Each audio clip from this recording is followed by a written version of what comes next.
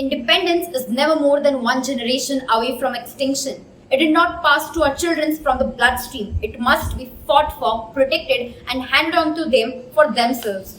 Greetings, this is Joncy Lakhani acting as a social interpreter here to address your question, are we independent?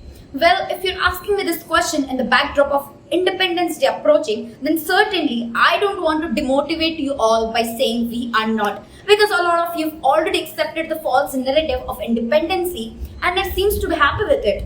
Absolutely fine with me. But Emily Dickinson says, truth is so rare that it is delightful to tell. But believe me, it's not in my case. But I have to tell you.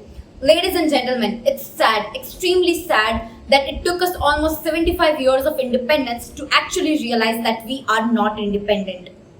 But I don't blame you if you are so tolerant about just being constitutionally independent country. And neither I'm here to glorify your tolerance. So let me make you dive into the oceans of atrocities, brutalities and deceit.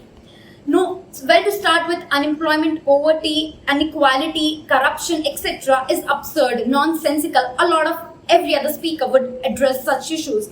Let's focus on the parameters which are barely addressed by someone. Number one, having Twitter accounts does not certify of you having freedom of speech.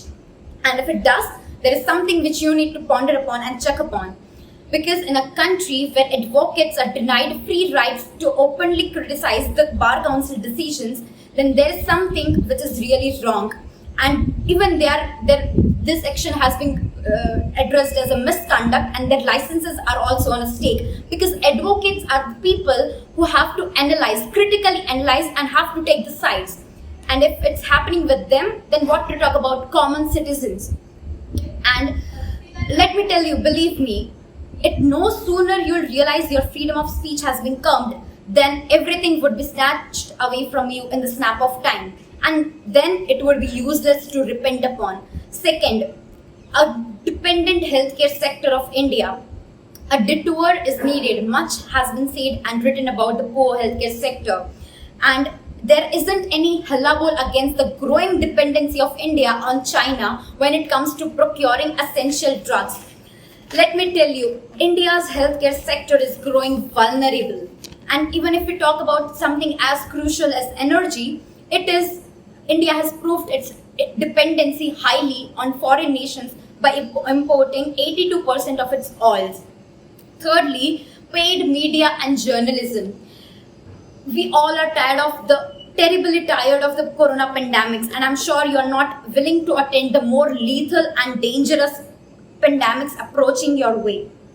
And one such very recently came and also led to the death of Congress spokesperson Rajiv Tyagi. Of course, I'm talking about paid media. Paid media is something which is busy preparing its own dish, which is ordered by the government and has nothing to do with what's happening around the world. And what to talk about government? It's busy putting people, journalists, behind the bars and without having been committed any crime and are happy being a certified criminals themselves. Flabbergastingly, government will never lose interest in their hobbies of hypocrisy. And all this time, India is wearing its blindfold of independency, and the most important defense against the democracy is to distract people.